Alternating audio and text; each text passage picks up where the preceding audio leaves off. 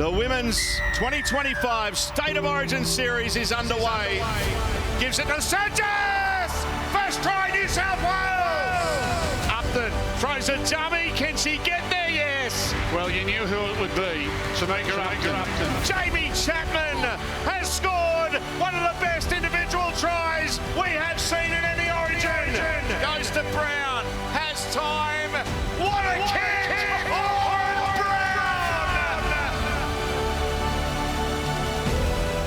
Yes, hello and welcome to a very special edition of the NRLW WRAP, all thanks to Westpac as we count down to Women's State of Origin 3 on Thursday night up at McDonald Jones Stadium. Joining me here in the studio, Corban Baxter and Allana Ferguson. How good is it going to be up at Newey, Rugby League Heartland? Hopefully we get an epic crowd up there. Yeah, I think it'll be awesome. I think the perfect place to have Game 3 for the women's game. And coming off on Thursday, coming off the back of a men's Origin, that'll be huge as well. I think the team that Queensland's bringing, they've made some crucial changes for that, but honestly, it's looking very good for New South Wales. It could be history-making game and the first time they go 3 in a row, Corbs. Yeah, hopefully, but a lot to play for both sides. Obviously, New South Wales want to make history and get that first clean sweep, but Queensland playing for a bit of pride. So I'm really pumped. I can't wait to watch them. Let's take a look at what is coming up on the show. All thanks to Westpac. We're going to go inside the camps. We're going to dissect who wins and why. We're going to have a preview of the NRLW season, which is not too far away. And Lav is also back with the Social Lab. If you do want to head up to McDonald Jones Stadium, tickets are still available. You can head to nrl.com/tickets, or of course you can watch it exclusive, live and free right here on 9 and 9 Now. Let's take a look at how both sides will line up, starting with the New South Wales Blues. And no surprise that they are unchanged from Game 2, where they wrapped up the series on a wet and wild night at Allianz Stadium. And for the Maroons, a couple of key changes for this one.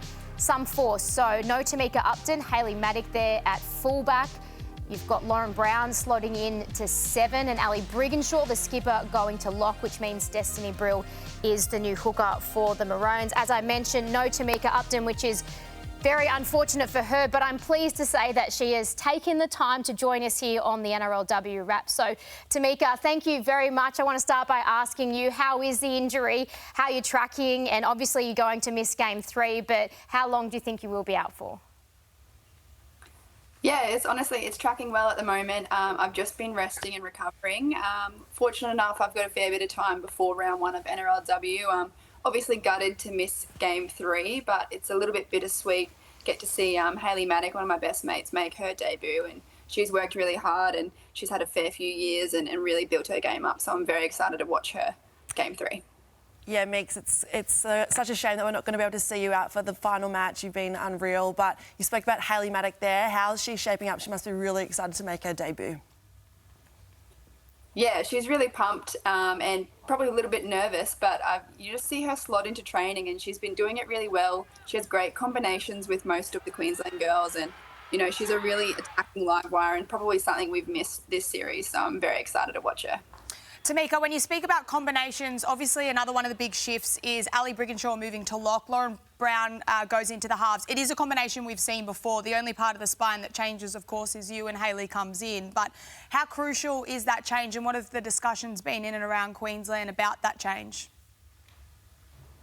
Yeah, I just think Lauren Brown brings a lot of control, particularly with her kicking game.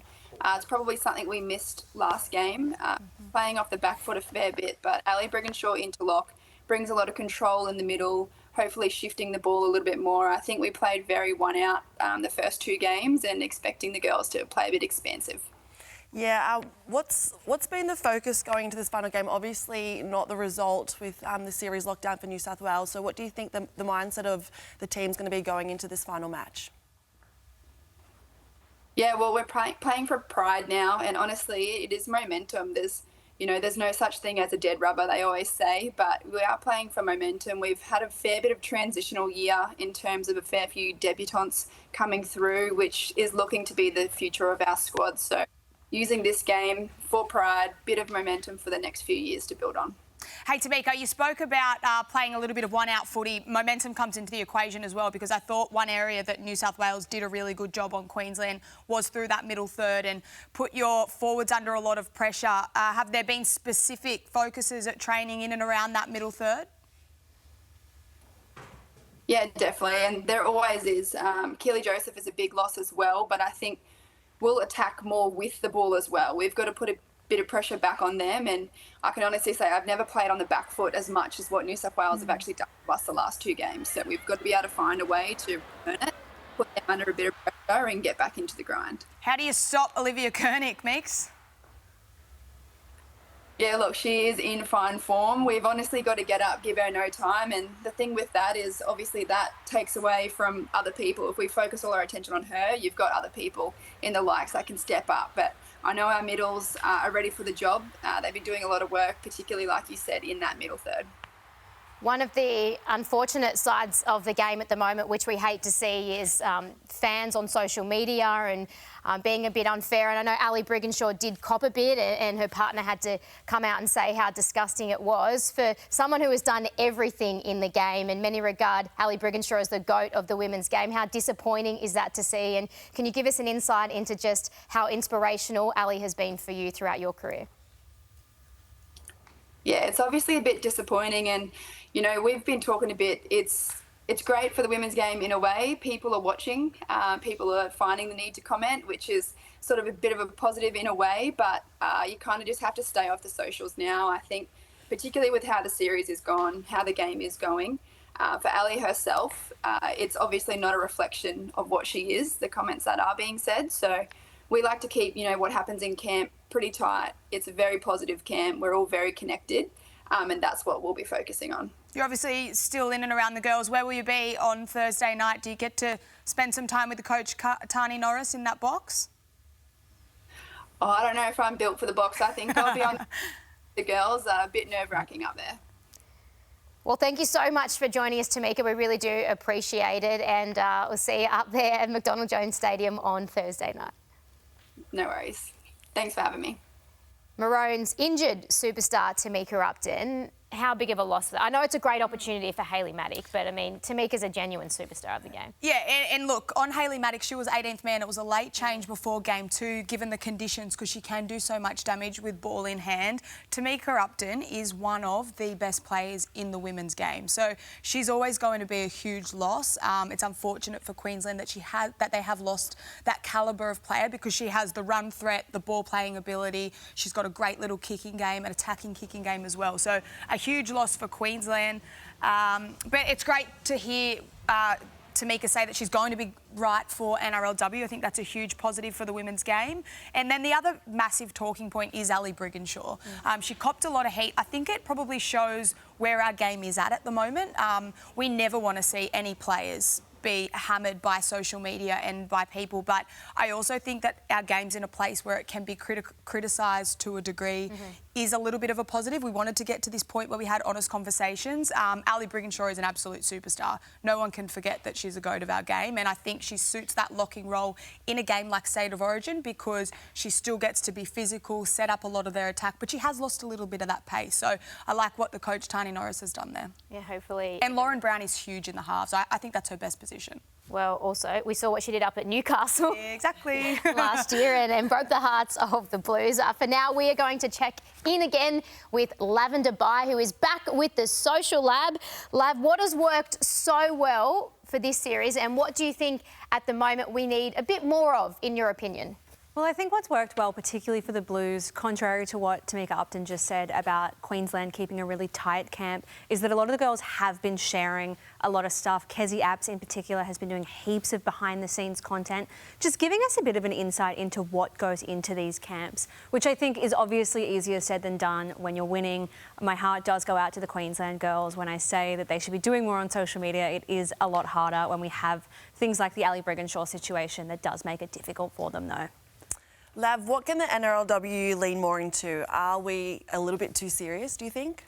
I think we do run that risk a little bit, and I understand why they do it, because obviously we do have, as soon as there's a little bit of constructive criticism, people do go all out and send horrific messages to players and stuff like that. But I think what we could see more from the clubs and from the teams is the stuff that the players are doing, having a bit of personality, having a bit of a fun vibe to it. They're really good at really high quality, polished content, but I want to see a bit more personality behind the girls.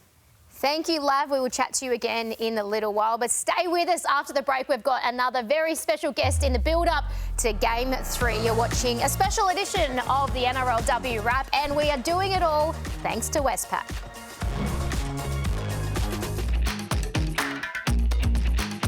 I don't have one. I never listen to music. Okay, depends. I have a playlist. I love Proud Mary by Tina Turner.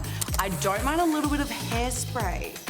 That's a little bit just like the high beats Hairspray. Well, what's funny is like I am on the speaker a fair bit and I play hype music, but if I just have my headphones in, I listen to like slow R&B.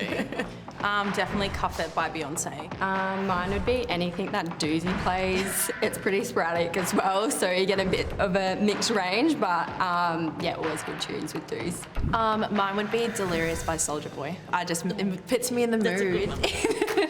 Mine would be, it varies from Taylor Swift to Kendrick Lamar, a little bit of Rihanna, They're polar opposites. varies. And a bit of like, you know, you might want to beat this one up, but better have my money, that's a good one.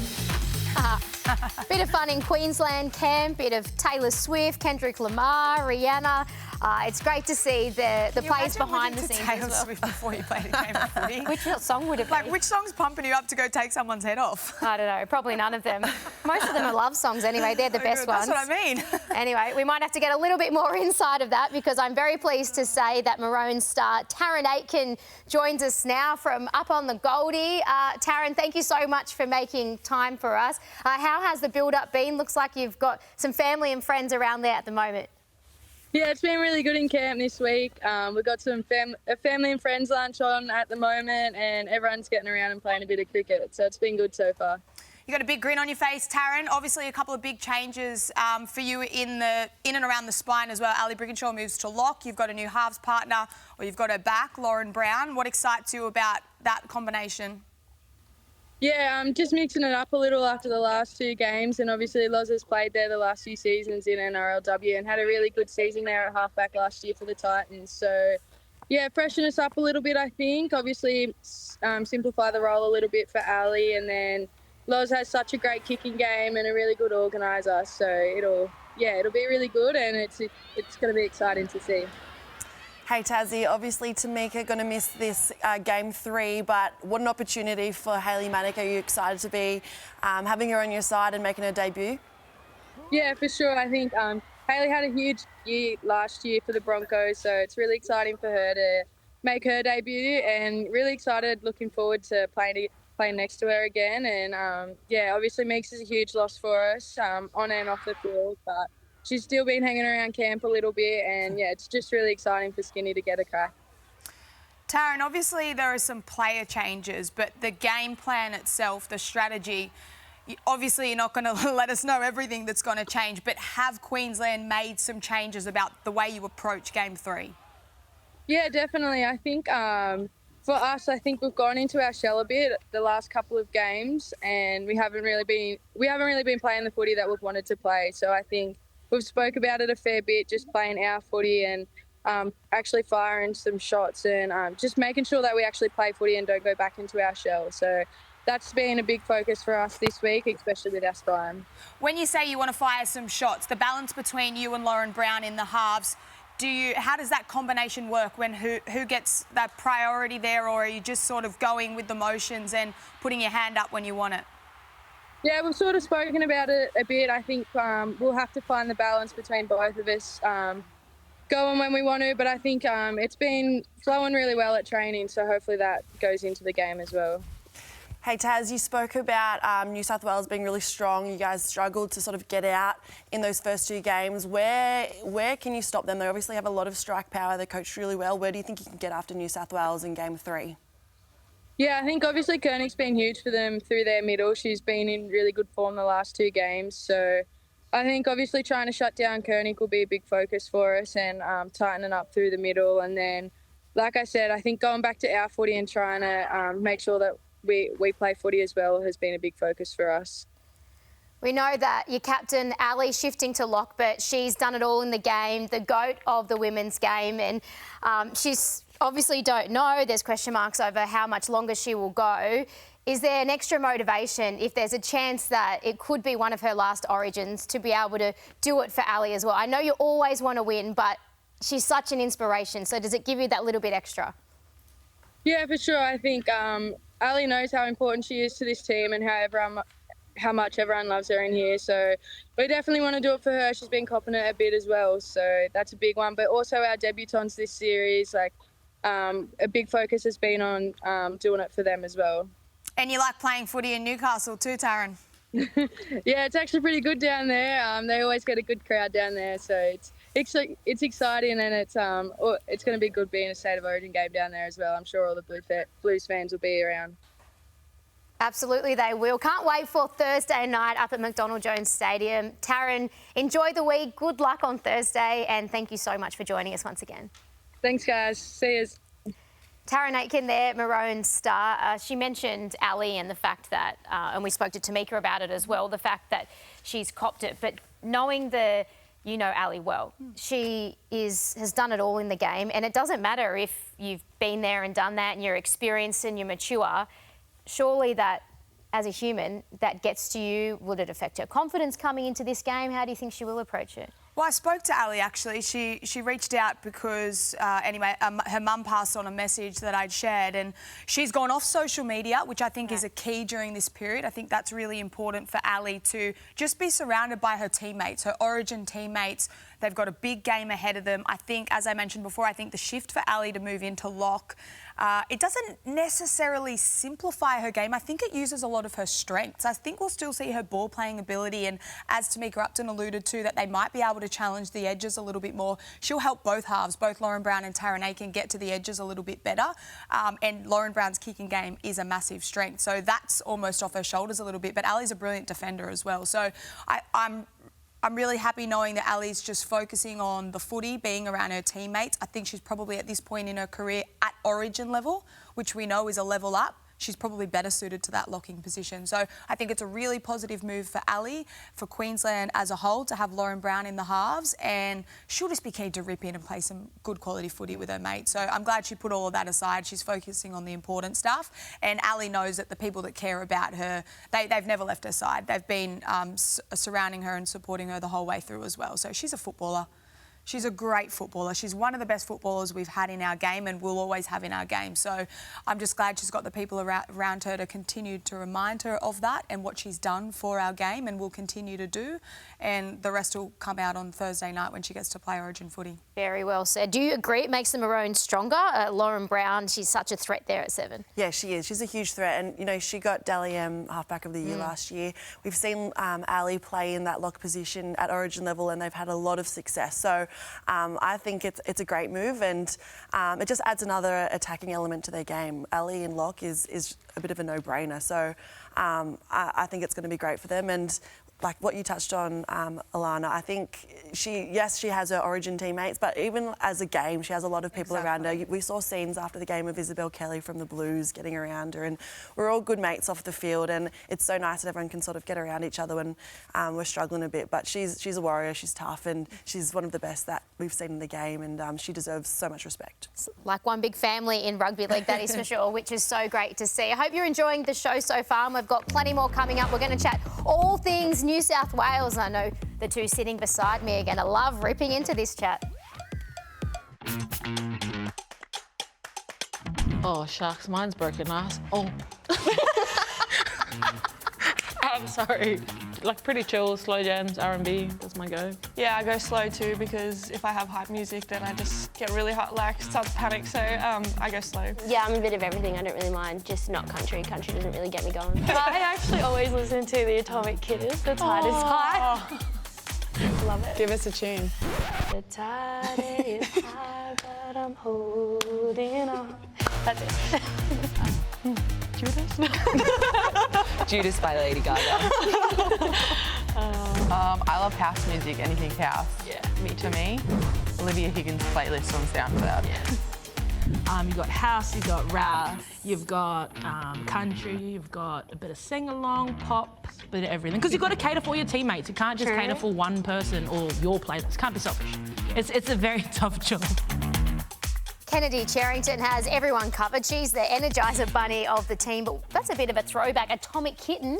Remember that? That was back in primary school days. I started singing in my head. I wouldn't dare sing it on there, though. No, they're good on very Yazzie brave. Clydesdale for giving it a crack.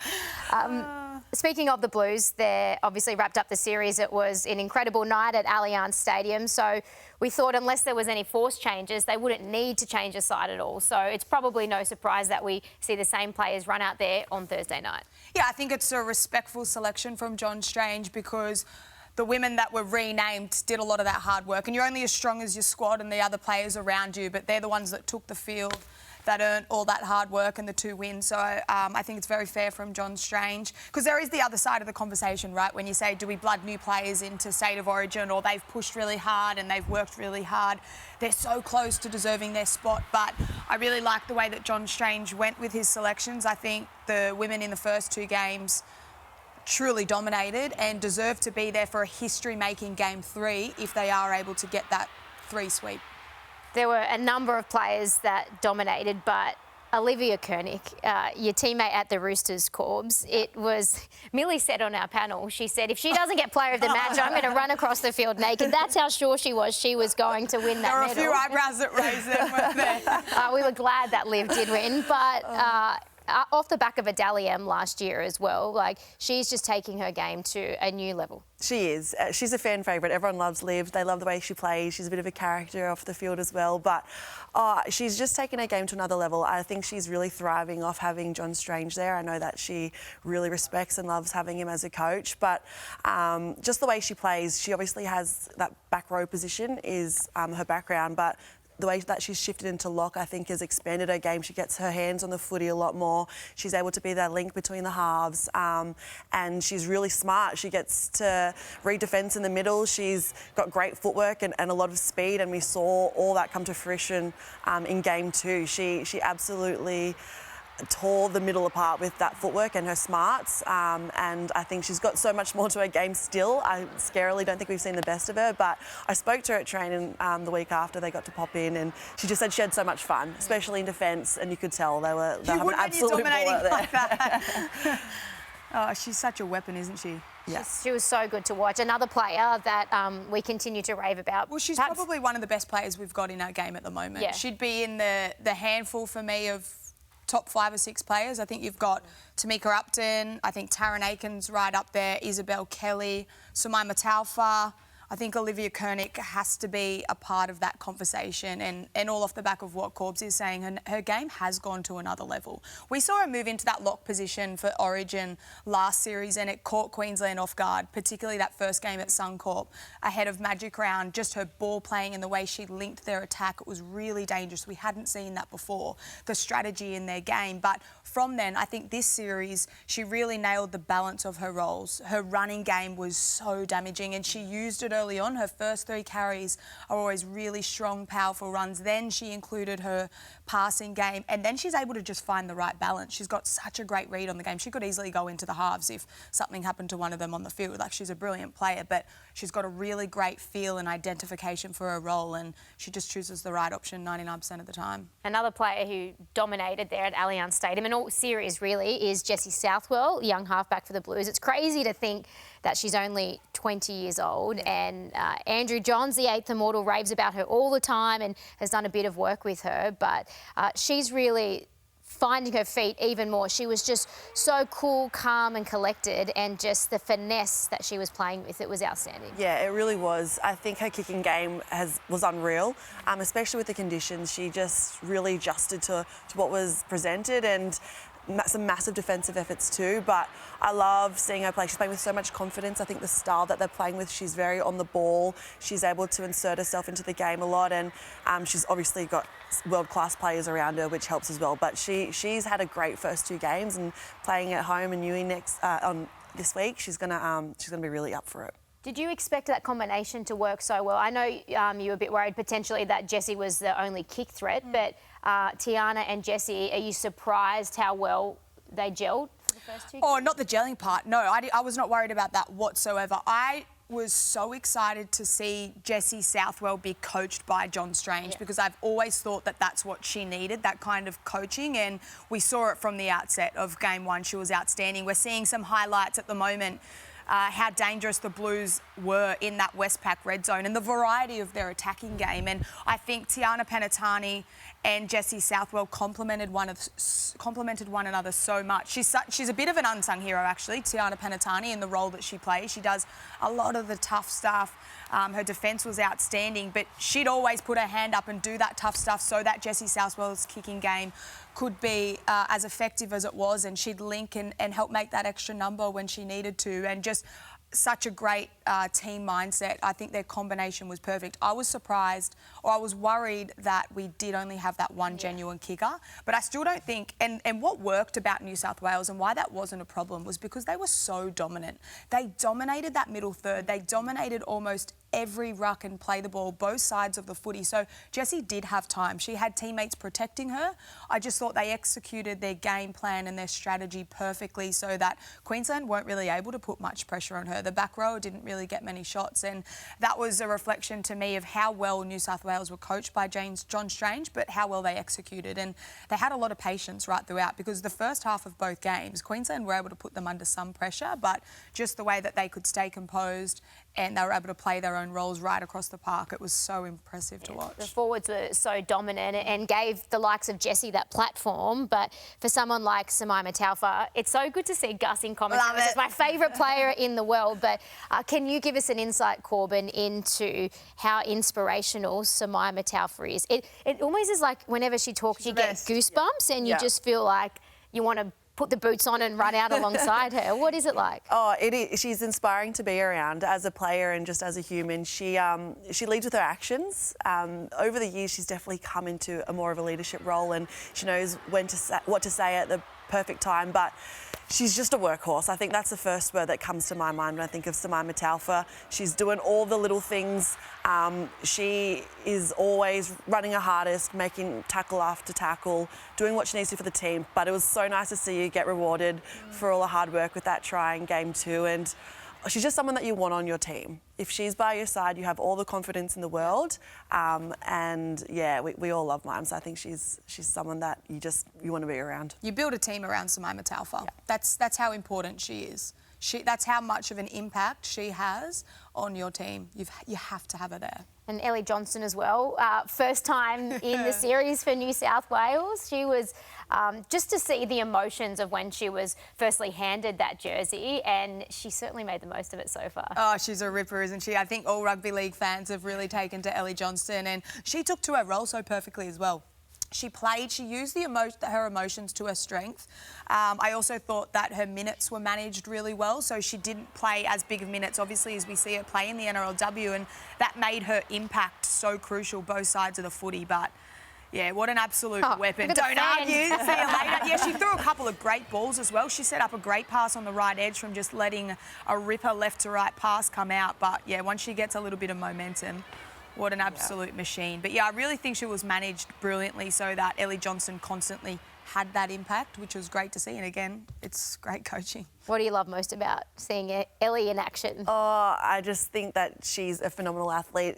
I'm so proud of her. Last year, the series last year, she was just on the cusp. She just missed out, and she probably could have been in there. So to see her finally get her shot and make the absolute most of it was awesome. Well, she was a big difference in Game 1. Yeah, she was the bully. She was the bully on both teams.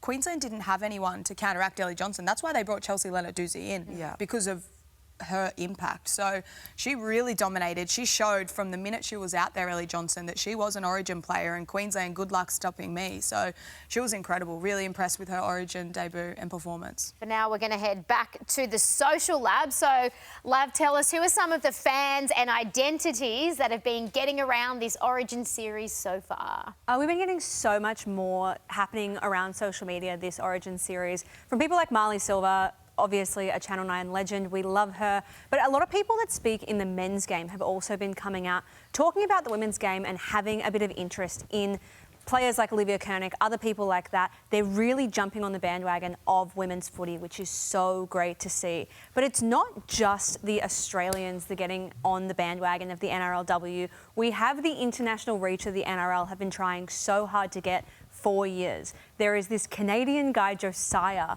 who has twice now, from what I can see, jumped on the Women's State of Origin bandwagon. This video was about Olivia Kernick. He did another one the other day off the Mark Niwase try the other day. He's big on rugby league now. He is big on the women's game. And what a great goal for our game, for our code, to have international people paying attention to the girls. We've gone global, we've gone viral, we absolutely love it. And I tell you what, we're loving it. 37 days until the NRLW season kicks off. We're going to preview it all after this short break. See you in a sec. Huge 24 hours coming up here on Nine's Wide World of Sports. Men's Origin opener from Suncorp Stadium, and the following night up at McDonald Jones Stadium in Newcastle. The Blues women's side are looking to make it a clean sweep for the very first time and enter the history books. Of course, you can catch it all exclusive, live and free right here on your home of rugby league, Nine's Wide World of Sports. We are also very excited that it's only 37 sleeps until the NRLW begins, and it's extra exciting this year because we have two new teams coming into the competition with the Bulldogs and the Warriors. Allana, I think for the last few years there's been a lot of debate about the rate of expansion. Is it the right time? Are we going too quickly? Will it dilute the standard? Do you think it is the right time that we have introduced an extra two teams? Yeah, I think going to 12 teams is good. I'd love to see our game stay here for a little while. It's so important to grow the nurseries of the women's game, which we're doing. And in 5 years' time, we're going to be able to see so many of the girls coming through that have never had to put a footy down, which is crucial for the growth and expansion of our game. Obviously, a lot of the conversation around the NRL and the NRLW is we want the women's game to get to what the men have, 20 teams, and I just don't think that that should be even in the picture in a 10-year period for the women. So I like the way that we're doing it, adding two teams every 2 or 3 years, but I think every time it needs to be looked at. And the biggest focus has to be on the growth of the nurseries, the players coming through, and just so that we don't rush it, because we don't want to dilute it too much. I mean, if we're speaking weekly about not having enough NRL players, we certainly don't have enough NRLW. It's such an exciting, entertaining product at the moment, and we don't want to lose that side of it. So 12 teams is great. If we want to see expansion, let's play a little bit more footy within those clubs that are here. But the two teams coming in, the Bulldogs and the Warriors, Corbs, I'm so excited about it. I'm so excited that the Warriors are coming back, and I think the Bulldogs as a franchise is really exciting, and a lot of the messages that have coming out, speaking to some of the girls as well, just how well that they've done it, how well respected a lot of those players feel in that franchise. It's only positive news. Yeah, for sure. I love how the Bulldogs have recruited. They've got a pretty great side for their first season in the NRLW competition, and I think the Warriors is another story as well. It's going to be great to see them back into the competition. I wish they never left, but it's awesome to see them back, and I think they've done some great recruiting as well. They've got a bit of cross-coding happening, and I'm sure they've got one of the best. They've got the best buy of the season, in my opinion. Oh, I know. Michaela Brake. Yeah, huge for them. For anyone at home that hasn't seen Michaela Brake play rugby sevens, she is a genuine superstar. She is one of the best footballers of any code that I've seen play the game. So we're very lucky in rugby league to have her come over and play NRLW. I think she'll be an absolute weapon, and she'll help set some of those professionalism standards in and around the Warriors as well. But huge draw card for the game. Yeah. We're excited for the season to start. So too is our next guest, Nehar Kumar from the social media channels Watch Her Footy. Nehar, thank you so much for coming on. We're really excited that you've been able to join us. What are you most looking forward to for the season ahead? I think, finally for NRLW to be back. It's such a long off season, and that's just so exciting with the expansion that Allana touched on with Warriors and Bulldogs. That is just, Warriors coming back into the picture. Warriors, I feel like they can bring the vibe to the NRLW with their fan base. But Bulldogs, we see how their fans get around their men's team. So hopefully they can do the same for the women's game. But like Corban touched on, or Allana, sorry, about Michaela Brake coming in, I think that that's such a huge, exciting signing as well. So I really hope that these teams hit the ground running. But yes, NRLW to finally be back is so good. Now, you do so much work in letting the fans know what's coming up, what's happening, updates. You've got a brilliant page. What inspired you to do that? When I was younger, I played football, soccer. And my dream that I always talked about with my mum was to become the first Fijian Indian Matilda. But I let go of that dream because I realised that becoming a professional athlete in the women's space just wasn't an option. Obviously, it would have been harder if I would have followed that path, but it wasn't as easy as I thought it would be, which is kind of what inspired this page. I wanted to give a platform to younger girls to see that becoming a full-time athlete in rugby league as a woman is a possibility for them, because for too long women's sport has been overlooked and undervalued, and I really believe that the NRLW deserves the same passion and coverage as the men do. Nehar, you're the best at keeping across the NRLW game and knowing who is where in all the different teams. Who do you think has recruited the best? I think for the first time we've seen that NRLW teams have retained their team really well. You know, obviously strong sides like the Roosters, Broncos and Sharks, they are always going to, I feel, be strong. But in terms of recruitment, I think that the Cowboys have really done well with their recruitment side of things. They've signed Aussie Sevens player Lily Dick and 3 Kiwi internationals with Nevada George, Abigail Roach and Rosie Kelly. So I can see the Cowboys being the most improved this season. I think that they've done really well with their recruitment. Nehar, you said that you used to be big in round ball football. Obviously, that's a code that has grown massively in the women's game in the last couple of years. And you being someone that really keeps a finger on the pulse of marketing and social media, what do you think is the biggest lesson that the NRLW can learn heading into this season from those other codes? I think, growth, like Allana touched on, is really important, and slow growth is also important. And I think that NRLW is doing a really good job at that. And to touch on lightly, I feel like not axing the Vegas game for a start would have been good to see, because I would have loved that game to be included next year as well. But I think, it's awesome to see that almost all of the NRLW clubs have a dedicated NRLW page. And some might see that as a positive, some might see that as a negative. But I think that it's awesome that these women get a space and a page for themselves by their club that really promotes and shows who they are.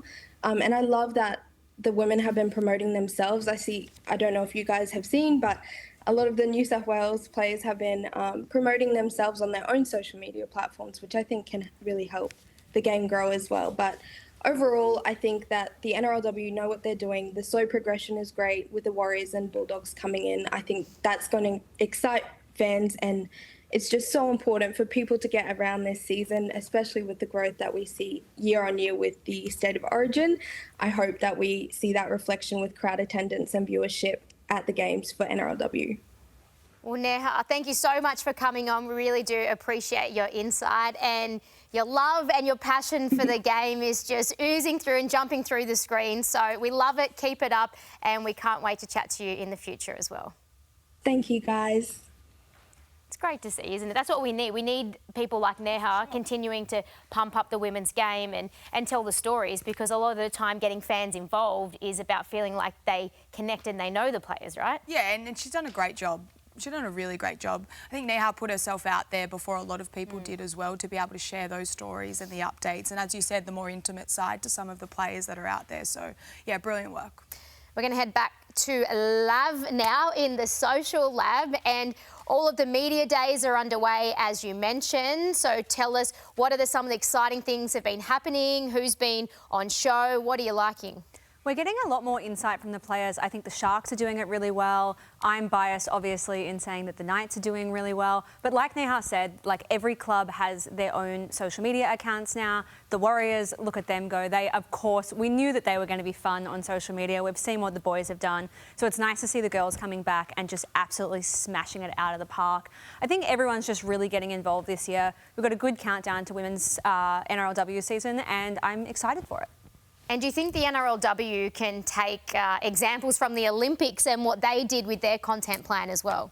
Yeah, I think that's probably the next big question when it comes to growing the game from a social media and a marketing perspective is, do we need to sit down and actually evaluate our rules around players, clubs, media people going down onto the sideline, getting match footage? It's a big thing that we see overseas, particularly in the NFL, that content creators like Nehar would have a pass, would be able to film content and promote the game organically. And I think maybe it's not the right fit for the men's just yet, but I think that's something that could really help grow the women's game in an organic way that helps to really develop those communities. Thank you very much, Lav. But for now, stay with us here on the NRLW WRAP. Thanks to Westpac, we're going to turn our attention back to Women's State of Origin 3 and get these two girls to tip a winner for Thursday night. See you in a sec.